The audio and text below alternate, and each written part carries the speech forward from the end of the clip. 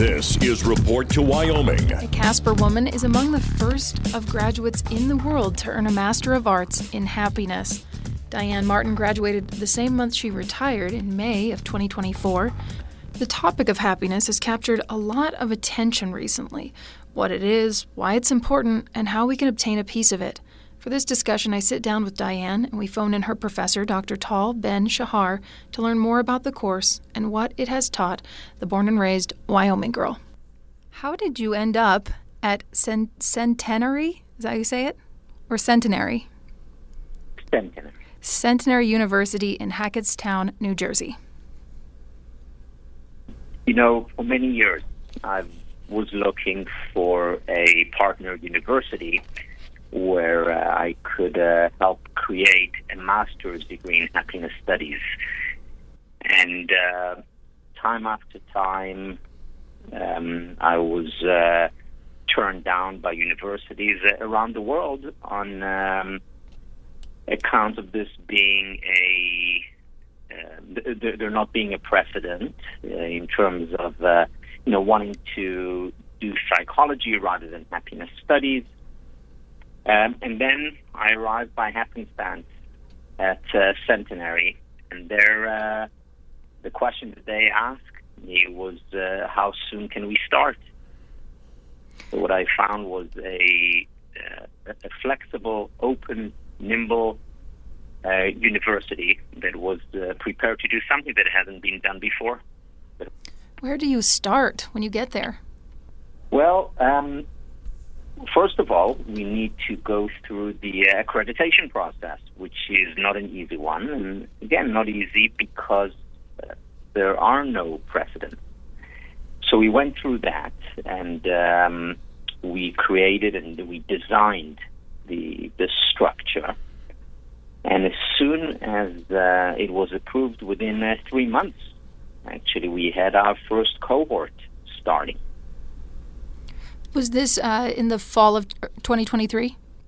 In the fall of 2022. Okay, so have you had or should I say 4 classes go through these studies? We had one class that graduated because the degree is 2 years long.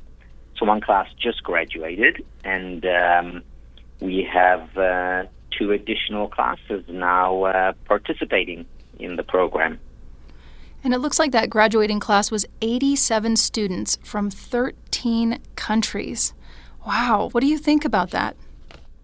Needless to say, I'm thrilled, though I must say that I wasn't surprised. And in fact, I'm expecting the numbers to grow and the interest to grow. You see, there is a real need for a master's degree specifically, but more generally for the field of happiness studies. So the fact that there is interest from many people from different countries, I think we're only seeing the beginning of this. Now, the pushback would be that maybe happiness studies is selfish, hedonistic. Some people have even said the point of life is to suffer. Not that happiness and suffering can't go hand in hand. How do you meet with those kinds of thoughts? So first of all, they're very important ideas because, you see, happiness has received a bad reputation, and some of it was well-deserved because people who talk about happiness often essentially are talking about pleasure. So the way we use the concept is for example, in this context, I was so happy I went to the beach, or I had an ice cream, and that made me so happy. That's not happiness. That's pleasure. A happy life is one that also includes suffering and difficulties and hardships, and a sense of meaning and purpose, and relationships and intellectual development. So happiness, as I see it, and as we teach it, of course, is a much broader concept that is more about or closer to the way the ancient Greeks or the ancient Chinese looked at happiness, which was about a full and fulfilling life, about flourishing, rather than merely about pleasure. So you mean that there isn't a pill I can take? I wish there were easy fixes, but from the research that I know and the experiences that I've had, there are no shortcuts. It takes work. It takes effort. I definitely want to get into that, but really quickly, Diane, I just wanted to ask how a woman from Casper, Wyoming comes across this program. Yeah, about 5 years ago, I started taking self-development programs online.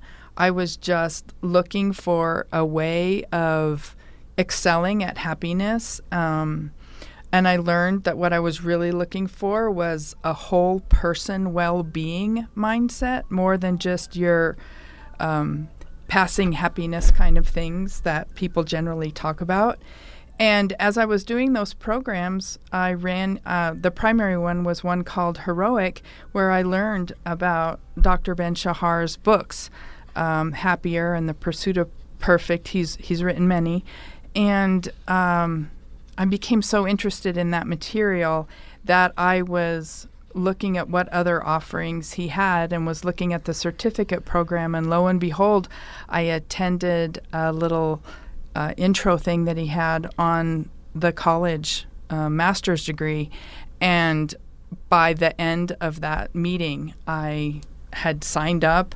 I'd contacted UW and transferred my records. And at the end of the thing, I just said to myself, wow, how am I going to pay for this now? But it was just so perfectly fit with all the other things that I'd been learning. I knew it was the next thing I needed to do. And happiness is so personal. Did you find it was difficult to take yourself out of the studies and think about happiness as a thing, not just something that you might desire? As I was going through the course, I think my primary focus was on myself, because I think that's where it starts. But as the courses continued, and especially since graduation, I've started to see it from another perspective. I look at other people now and I say, what can I do to help them be happier?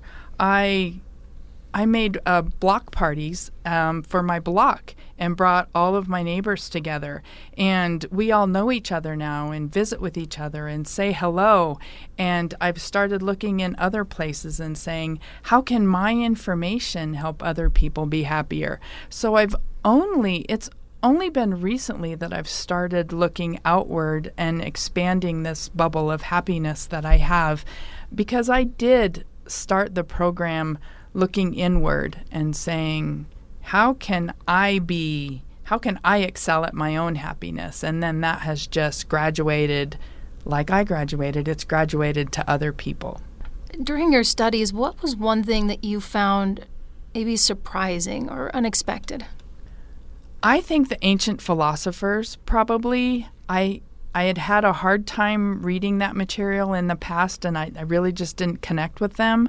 And then working through that material in this program, I really started to connect with what they were saying and the world that they were living in and how much alike it was to my world.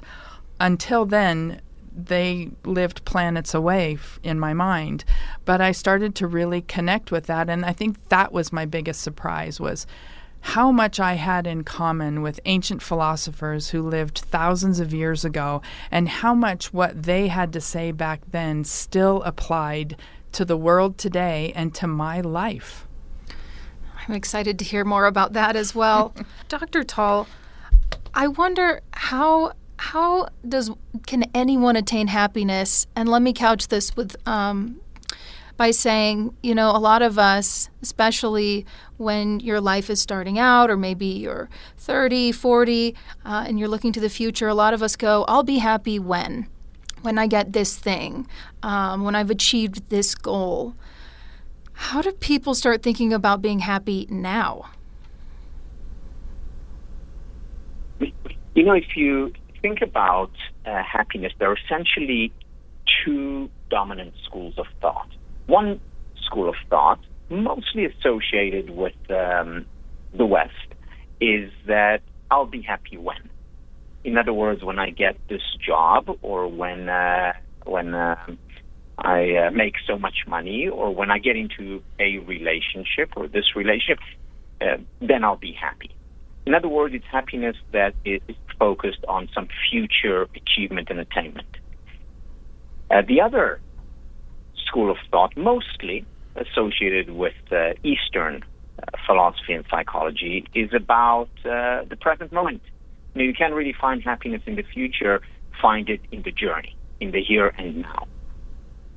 And both schools prescribe different ways, of course, of attaining happiness. One is, work really hard so that you can make it, or the second school, just meditate, just be present. Now, it turns out that happiness is actually about the synthesis of the two. You see, we are future-oriented as well. We do want to achieve things. We do want to improve, and there's nothing wrong with that. At the same time, the achievement in and of itself does not yield happiness. And we know that from so many people who have achieved their goals, whether becoming famous or rich or successful, or winning this tournament, or achieving this goal. The happiness that they experience is at best temporary. So the achievement in and of itself does not lead to happiness. At the same time, ignoring the future, discarding any focus on a goal is also not the solution and will not lead to happiness. What we need is to have goals and then realize that it's the journey, the process towards these goals that yields the most happiness.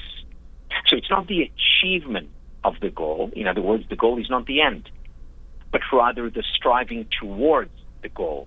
In other words, the goal is the means. Having a goal is important. And then when we have the goal, we can focus on the journey, on the day-to-day. You mentioned meditation. What other things can we do to get to that fusion of both things? So first, identify things that are meaningful to us. It's if it's meaningful to me to start a business, then great. If it's meaningful to me to write a book, then wonderful. If I find meaning in spending time with my loved ones, then that is, of course, important. And speaking of loved ones, the number one predictor of happiness is not going to come as a shocker. No big surprise here. Number one predictor of happiness is quality time we spend with people we care about and who care about us. Now, even though most people would probably connect to it and even value it and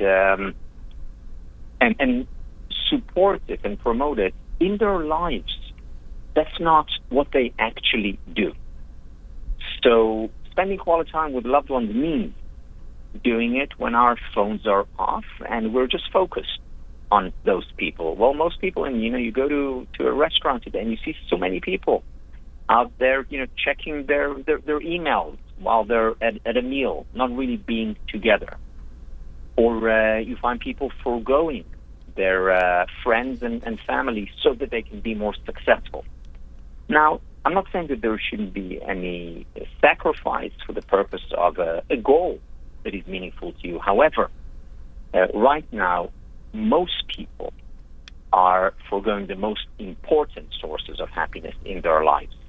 In other words, their relationships, friendships, families are not their top priority. And we as a society, we're paying a price for it. And Diane, do you see, when you sense that someone is unhappy, how do you think that affects you and everyone around them? Well, just like happiness is contagious, so is unhappiness.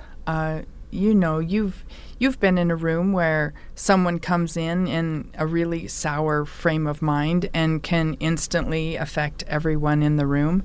When I run into that, I like to use a tool that we learned in class, which was permission to be human. And in my own head, I say to myself, I'm giving that person permission to be human right now.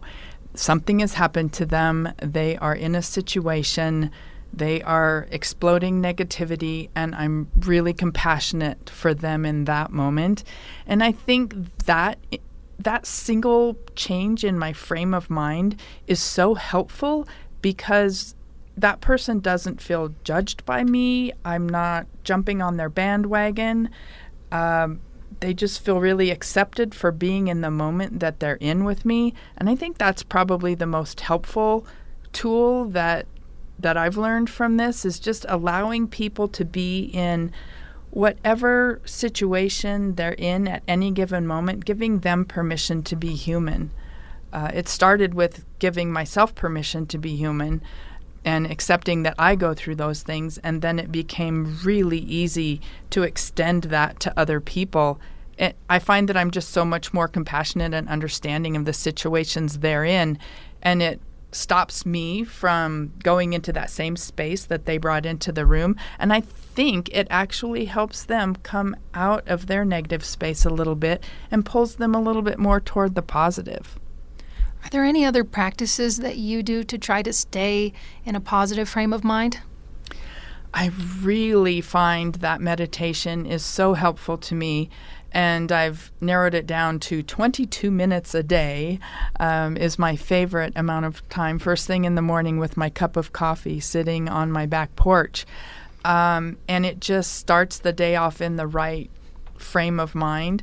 And when I drift away from that for too many days in a row, I notice that I'm getting edgy. And so I tell myself, let's get back to that early morning. It can even be just quiet time. It's not like official meditation in some guru position or anything like that. It's just that 22 minutes of breathing and focusing seems to set my whole day. I relate to you too, because I try to wake up by 6:30 and have that 30 minutes to myself. If I'm going to meditate for 10 minutes, so be it. But there are so many distractions, especially cell phones, but also restaurants. Even other people can distract you when you have an intention set, and you also want to be a people pleaser, so you end up going to some party that you didn't necessarily want to go to, but you do a disservice to yourself in those instances, right? So how do you grapple with all the things of the world but staying true to yourself? I think the first thing I realized is that my relationships were suffering before I went into the master's degree program, and I learned how important relationships are to my happiness and well-being. And I learned that if I'm going to be serious about pursuing my happiness and my well-being, then I need to be serious about pursuing relationships. And I need to put some effort into it, and I need to pay attention. And so my very favorite thing to do whenever I'm with other people is I leave my cell phone tucked away in my purse, out of sight, out of mind, and I ignore it completely. Because I say to myself, my presence is a present. And amazingly, it started to rub off on my friends. They noticed, like, you don't have your phone out at lunchtime. And I'm like, no, I want to pay attention to you. I want this to be our time. And believe it or not, that has really rubbed off on family and friends, and they notice it, and they have started to like it. Like, I wish I could leave my phone away. And I'm like, well, try it. Put it in your purse right now. And so that's just how I've done it, is I start with me, and I say, what am I going to do? I'm going to go to that party. I'm going to be present. I'm going to put my phone away. I'm going to leave my distractions elsewhere. And I'm going to remind myself that these relationships that I could be creating right now are so important for my whole being, for my whole life. It's more than just this 5 minutes or this 10 minutes or this one party. And so I put work into relationships now that I never thought about before. And Dr. Tall, is physical wellness a component of happiness? Very much so. When we talk about happiness, we talk about 5 elements. We talk about spiritual well-being, physical well-being, intellectual, well-being, relational well-being, and finally, emotional well-being. These 5 elements make up the acronym SPIRE: spiritual, physical, intellectual, relational, and emotional. Now, under physical well-being, we're talking, for example, about physical exercise. We know from a lot of research that regular exercise, and that is as little as 30 minutes 3 times a week of an aerobic workout. It could be jogging or walking or swimming or playing ball or dancing, has the same effect on our psychological well-being as our most powerful psychiatric medication. In fact, it works in the same way. It releases norepinephrine, serotonin, dopamine, the feel-good chemicals in the brain. In addition, nutrition, of course, matters, as does sleep, or more generally, rest and recovery. So these are important elements of happiness, and if we neglect them, we pay a price. I've even noticed myself and some of my peers starting to do things like moving the flat screen outdoor TV out of your bedroom because it's too distracting, back to distractions. And so doing little things like you were talking about, Diane, putting the phone away. It's hard to retrain your brain, but knowing what the end goal is makes it a lot more doable, I'm glad you brought up spirit. Oh, go ahead. Sorry, I would just like to also build on what Diane said about putting the phone away in your purse. Most people today, certainly in the U.S. and in the developed world, most people are addicted to their smartphones. And most people know it, and yet continue to go to bed when their smartphone is right next to them. Now, imagine an alternative scenario. Let's say you're an alcoholic, addicted to alcohol. Would you go to bed, if you wanted to get rid of your alcoholism, would you go to bed with a bottle of whiskey right next to you? Of course not. You would keep that bottle away from you. And yet we go to bed with the phone next to us. One of the things we do as a family, when we go to bed, we put the phone away so that the first thing in the morning when I open my eyes is, I look at my wife and I meditate rather than immediately check my messages. It is so much healthier to start your day with meditation than it is with scrolling the news, which is, usually bad news. That's so true. And it's amazing what comes to mind when you don't get on your phone right away. After a good night's rest, those morning thoughts are surprising sometimes. Yeah. I'm glad you brought up spirituality. Not everybody practices a religion. What kinds of things do you do if you are not a religious person to tap into this? Is it acts of service, goodwill? What kind of things? So the major elements of spiritual well-being are 1, a sense of meaning and purpose, and 2, mindfulness and presence. So, when Diane is talking about meditation, when we focus on the present moment, the here and now, we are cultivating our spiritual muscles. When I do something that is important, that is meaningful to me, and again, it could be running a business, it could be spending time with loved ones, it could be volunteering for a cause I deem worthy. These are all spiritual experiences. So yes, of course, we can experience spirituality in a house of worship. At the same time, we can also experience spirituality in basically anything that we do, if we bring presence and purpose to it.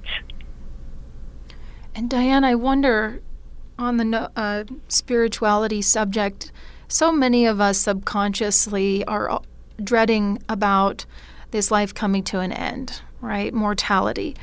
How much do you think happiness plays a role in peace of mind?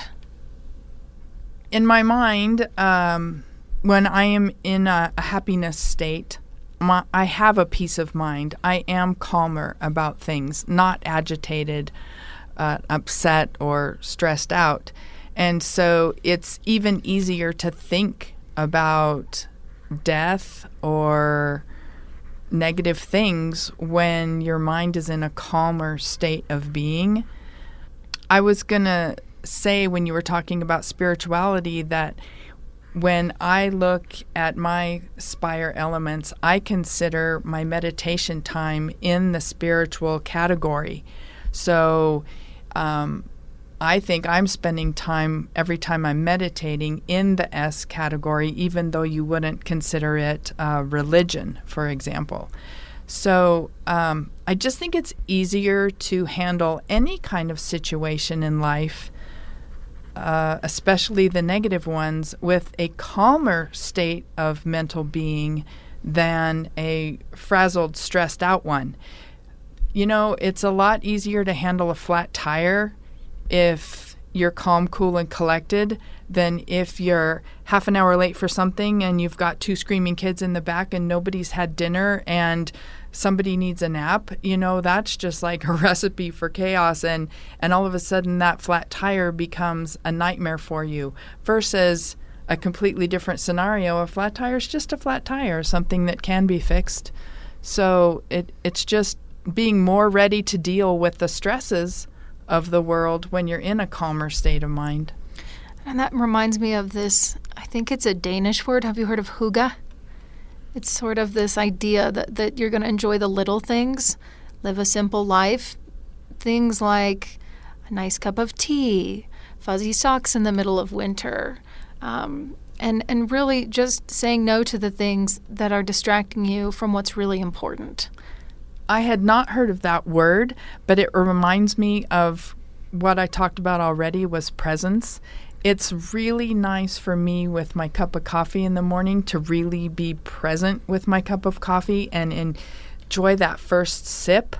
And especially on the colder fall mornings when I'm sitting outside, just smelling that smell in the air and being in the moment is another way of thinking about presence. And, you know, having a new pair of socks and just really enjoying them wholly for just a couple of seconds, right? Right. Appreciating the here and now instead of my mind being in my phone, or my mind being in the television, or my mind being someplace else. If my mind is just if it's with me doing what I'm doing, then I'm appreciating that moment. And I think it's a bigger, fuller, more colorful, more alive life to be lived in the moment. And there's time for me to be thinking about all those other things when it's time to be thinking about them. But if I want to be appreciating this really cool new pair of swishy pants that I just bought, then let's focus on that. So it's just, I put my mind where I want it to be, paying attention to what I want it to be paying attention to. I just envisioned a crackling fire and, watching animals outside. That's so true. And how many times do we miss that? Because maybe we're dreading about something that's going to happen tomorrow, but being present. Is there anything else you'd like to add, Dr. Tall? What Diane is describing now through her meditation practice is her becoming more sensitive to nuances, and therefore more alive. Because when we become more sensitive, we appreciate every sensation, whether it's the sensation of the hot cup of coffee, whether it's the sensation of being present to the tree outside my window or the person sitting across from me. And we're not aware, we don't experience that sensation when we have our phone on and we're distracted or trying to fit in 20 things in that 1 hour. So it's when we focus, when we're mindful, that we become more sensitive, that we experience those sensations, and therefore, to be happy, we don't need the sensational. So the connection between sensitivity, sensation, and sensational is an important one. And that is also one of the misunderstandings of happiness, that we need something sensational, that we need our life to take a 180-degree turn in order for us to be happy, that we need something sensational, extraordinary. Whereas when we become sensitive and experience those subtle, nuanced sensations, then we can derive a great deal of happiness from the ordinary.